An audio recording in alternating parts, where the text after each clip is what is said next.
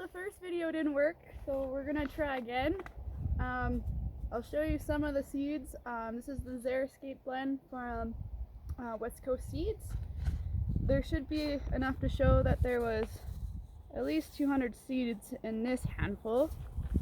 These ones, if you just broadcast in the area that you already prepped. And so I'm just going to cast them in. There's already some in here, but the video didn't work. So we're already casting them in. And there's already some in the raised beds, in the pots, by the base of the tires of the wheel. There's lupins.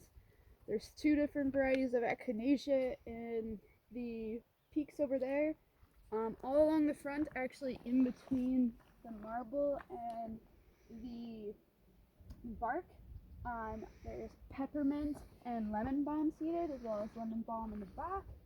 There's sage around the perimeter. There's bergamot behind each of the little stepping stones.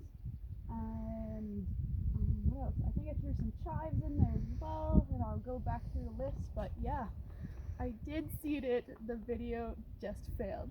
Thank you.